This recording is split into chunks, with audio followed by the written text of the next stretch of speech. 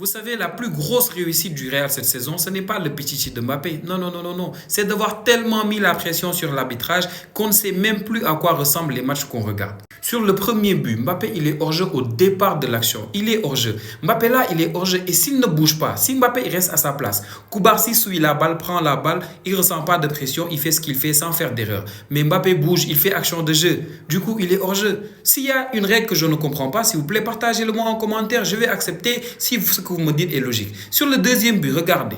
Il y a Valverde qui fait faute sur Lamine Yamal. De la main déjà, il le pousse, mais regardez le pied. Il le piétine. Il le piétine, mais la VAR n'appelle pas l'arbitre. C'est catastrophique.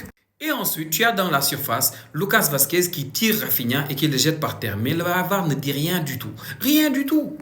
Celle-là, je peux comprendre. Je peux comprendre. Tchouaméni, il reçoit qu'un carton jaune, même s'il est dernier défenseur. Bon, il faut savoir que la règle de dernier défenseur, ça n'existe pas dans le football. C'est juste, tu annules directement une action de but ou bien tu n'annules pas une action de but. Et là, Ferran Torres, il faisait une course comme ça. Il ne faisait pas une course comme ça directement. Du coup, je peux comprendre le carton jaune.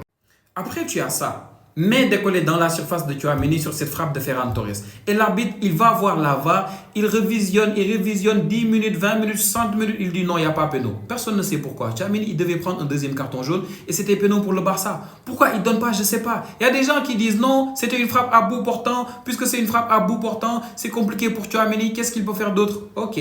Ici, on a annulé le but que Fermin Lopez a marqué. Là, tu vois Valverde qui frappe la balle à boule portant sur la main de Fermin Lopez. L'arbitre a revisionné après pour annuler le but. Pourquoi? Parce qu'il y avait main de Fermin Lopez. À bout portant. Qu'est-ce que Fermin pouvait faire? Rien. Donc l'arbitre, il n'est même pas logique.